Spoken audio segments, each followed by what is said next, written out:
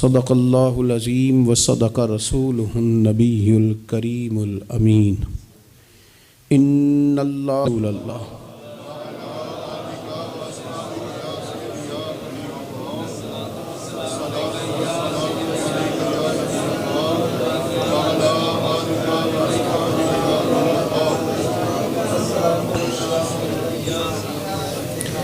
حمد و صلوات کے بعد دوستو، بزرگوں اور بھائیوں، انسان اپنی زندگی میں جیسے جیسے شب و روز طے کرتا ہے، بہت سارے مواقع زندگی میں اسے دیکھنے نصیب ہوتے ہیں۔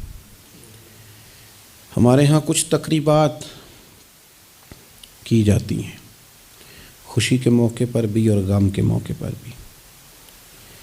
خوشی کی تقریبات بھی پہلے بڑی مختصر، جامع، پروقار اور وزادار ہوتی تھی۔ نکاح کا مطلب ہے دو گواہوں کی موجودگی میں ایجاب و قبول کرنا۔ مختصر سے لوگوں کے بیچ بیٹھ کے نکاح ہو جاتا تھا، مختصر سے لوگ ولیمے کی دعوت کے بعد دعائے خیر پر اپنے اپنے گھروں کو چلے جاتے تھے۔ ہندوستان میں مسلمانوں نے ہندوؤں کو دیکھا کہ وہ مہندی کی رسم کرتے ہیں، اس پر پھر اتنی زیادہ توجہ لوگوں کی بڑھ گئی کہ وہ باقاعدہ شادی کا حصہ بن گئی، باقاعدہ اس پہ بہت بڑا سرمایہ خرچ ہونے لگ گیا۔ پھر اس کے ساتھ ساتھ فی نفس ہی عورت کا ہاتھوں پہ مہندی لگانا تو ناجائز نہیں، لیکن اس میں پھر ایک باقاعدہ تقریب رکھ لینا، پھر مرد عورتوں کا اکٹھے ہونا، پھر ڈھول ڈھمکا ہونا، پھر شور شرابہ ہونا، اس کی شریعت قطعاً اجازت نہیں دیتی۔ پھر یہ ہوتا تھا کہ شادی سے قبل جب رشتہ طے ہوتا تھا تو طریقہ یہ تھا کہ لڑکی اور لڑکے کا نکاح کر دیا جاتا تھا اور مناسب وقت پر رخصتی ہو جاتی تھی۔ نبی پاک صلی اللہ تعالیٰ علیہ وسلم نے حضرت سیدہ عائشہ صدیقہ رضی اللہ تعالیٰ عنہ کے ساتھ نکاح کیا اور 3 سال کے بعد رخصتی ہوئی۔ چلیں بعد میں لوگوں نے اگر نکاح نہ کیا تو پھر کہا کہ نسبت طے کر دی ہے۔ یہ بڑا سونا، اچھا، صاف ستھرا فکرہ تھا۔ اب باقاعدہ اس نام کو منگنی کا نام دے دیا گیا، اور ہم دوسروں کی چال چلتے چلتے اپنی وزاداری بھولتے جا رہے ہیں۔ دیکھا دیکھی نا لوگوں کی، دیکھا دیکھی۔ میرج ہال کا تصور صرف اتنا تھا کہ اب آبادیوں میں جگہ موجود نہیں ہے تو باقاعدہ ایسے ہال بنا لیے جائیں جن میں نکاح آسانی سے ہو جائے، لیکن اب تو مہنگے سے مہنگا ہال، اس میں پھر سہولیات، پھر اس میں آسانیاں، پھر کھانے کی بھرمار اور مختلف ڈشیں۔ یہ سوائے اپنے اوپر بوجھ ڈالنے کے، امیر بوجھ ڈالتے ہیں، غریبوں کو پریشان کرتے ہیں، ان کے بچے دیکھا دیکھی اس چکر میں پڑ جاتے ہیں، حالات سنگینی کا رخ اختیار کر جاتے ہیں۔ منگنی باقاعدہ میرج ہال میں ہونے لگ گئی۔ اللہ تعالیٰ معاف فرمائے تو وہاں بھی مردوں عورتوں کا اختلاط ہے باقاعدہ۔ ابھی اس کا نکاح نہیں ہوا، وہ تو غیر محرم ہے، اس کو انگوٹھی دی جاتی ہے پہنانے کے لیے، اور لڑکا لڑکی کے ہاتھ میں انگوٹھی پہنا رہا ہے۔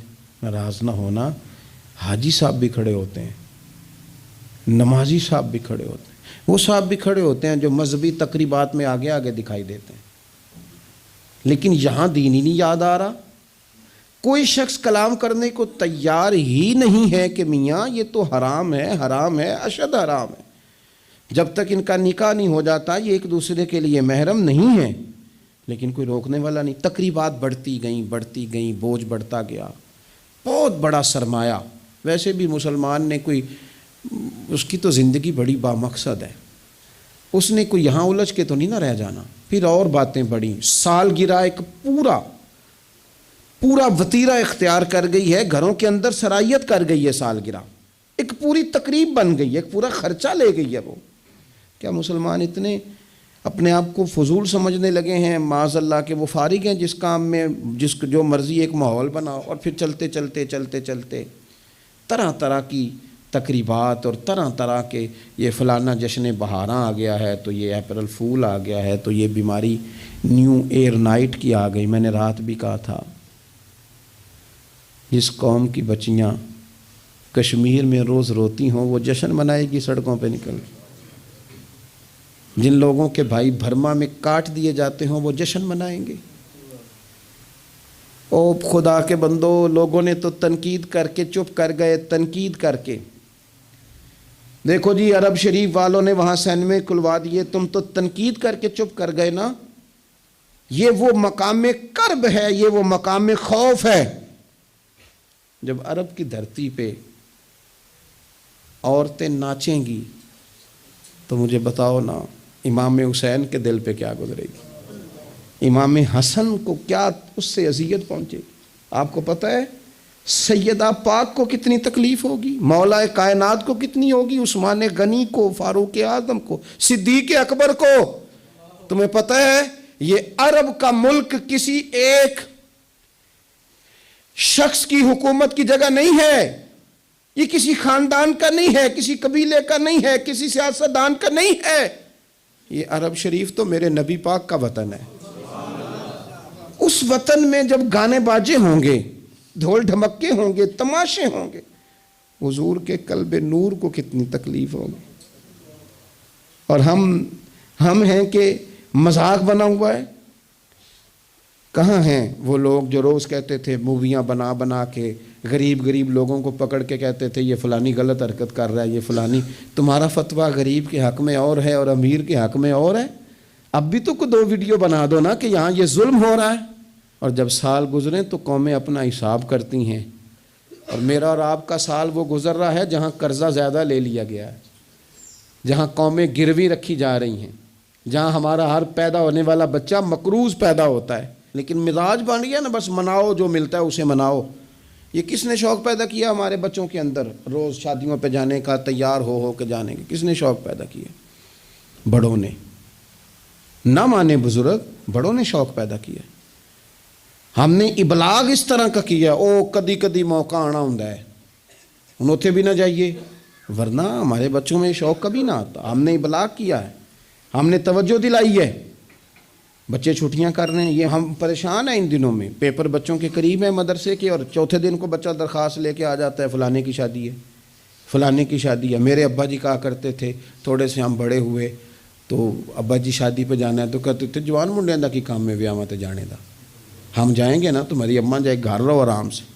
ہمارے پرانے بزرگ اس طرح کی تربیت کرتے تھے، کہتے تھے تمہارا مطلب کیا، اس شادی پہ تم نے کیا کرنا ہے؟ اور یہاں سارا کام ہی بچے اور بچیوں کو دے دیا گیا، بچے اور بچیوں کو، اور تیار کر کے نہیں جاتا۔ کسی خاص جگہ پہ کوئی مجبوری ہو جائے، قربت اتنی زیادہ ہو کہ رہا نہ جائے، تو کبھی نکاح پڑھانے کے لیے جاؤں نا تو بس میرے کانوں سے آواز ٹکراتی نہیں، لیکن میں سمجھ جاتا ہوں کہ کیا باتیں گونج رہی ہیں۔ اور پردہ ہی کر لو تھوڑا سا، وہ کہتے ہیں پردہ، یہ بچی کے نکاح کی مووی نہ بنی تو فلم ہی نہیں مکمل ہوگی۔ اس خوشی کے موقع پر بھی آپ یہ کہہ رہے ہیں کہ لو جی پردہ کرو اور دوپٹہ لو، تو اتنے پیسے دیے وہ بیوٹی پارلر والے کو، وہ کدھر جائیں گے؟ کون ہیں یہ لوگ سارے؟ میں اور آپ نہیں ہیں، ہم ہی تو ہیں یہ سارے۔ یہ کس پر تنقید کر کے ہم چپ کر گئے ہیں؟ ہم سارے خود ہیں، اور ہم سب مل ملا کے اس سوسائٹی کا حصہ بنتے جا رہے ہیں۔ اب تو بھائی وہ مہنگے میرج ہال کے اندر جب میرج ہال لیا جاتا ہے تو ایک سمت عورتیں، ایک سمت مرد، اور بیچ میں پردے کا بندوبست بھی نہیں کرایا جاتا، چونکہ یہ تو دکھیا نوس لوگ ہیں جو پردہ کراتے ہیں۔ وہ کہتے ہیں لو اتنی تیاری کی، کپڑے دکھانے کس کو ہیں؟ تم پردہ کرا رہے ہو۔ خدا سے ڈریں، مسلمان ان ابس کاموں کے لیے نہیں ہے۔ تو اونچے مقاصد کے لیے آیا۔ تو دیکھنا تیری تو بڑی عظمت ہے۔ کنتم خیر امۃ اخرجت للناس تأمرون بالمعروف وتنہون عن المنکر۔ تجھے تو بھیجا تھا کہ تو دنیا میں خیر عام کرے گا، برائی کا ہاتھ تھامے گا۔ تو کہاں الجھ کے رہ گیا؟ اپنی تقریبات پر تھوڑی توجہ دیں۔ ایک تو یہ خوشی کی تقریبات، پھر ایک غم کی تقریبات۔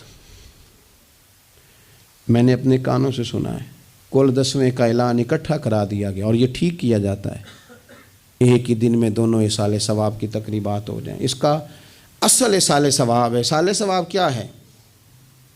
اصال ثواب یہ ہے کہ آپ کو دعا کرنی ہے جانے والے کے لیے، کچھ قرآن مجید پڑھ کے، کچھ اذکار پڑھ کے، کچھ وظائف پڑھ کے اس کی روح کو اصال کرنا ہے۔ اتنا مقصود ہے۔ بڑی غور سے، مجھے تھوڑا ٹائم دیں گے آپ 2-3 منٹ کا صرف، اور میری بات پہ نا خاص توجہ کریں، خاص بات کرنا چاہتا ہوں۔ اگر اس میں کھانا پکانا ہے نا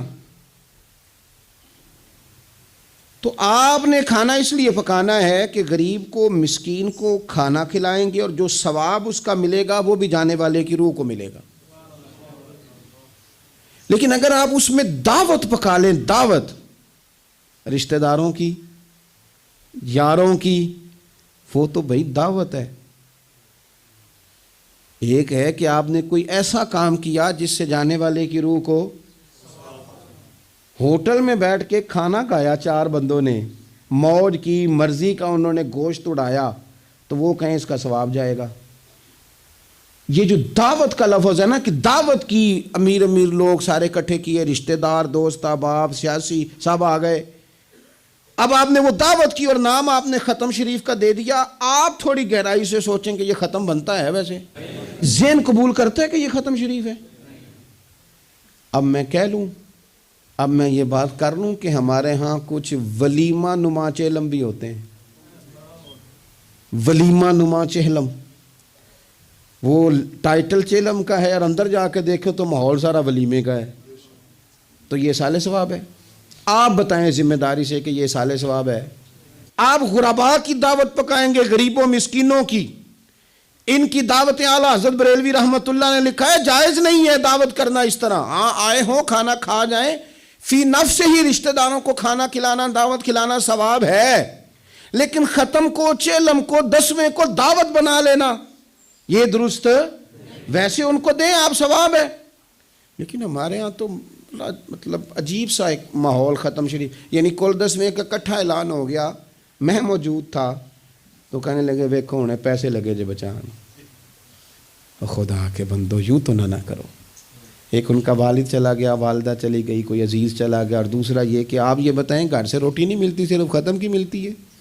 اتنی چھوٹی سوچ کون پیدا کرتا ہے؟ یہ تو ماحول میں ہی ایسی باتیں نہیں ہونی چاہیے۔ میں آپ کو کہہ رہا ہوں، میں مولوی صاحب ہو کے، مسجد کا خطیب ہو کے، حالانکہ چہلم پہ ڈیوٹی مولوی صاحب کی ہے، ان کو تو موقع ملنا ہے 10ویں کا بھی، چہلم کا بھی، کل کا بھی، لیکن مولوی کا بھی تو کول ہونا ہے نا، اسے بھی تو خیال کرنا چاہیے کہ جو چیزیں درست ہیں صرف اتنی درست ہیں، حد بندی سے باہر جائے تو چیز ٹھیک نہیں رہتی۔ اس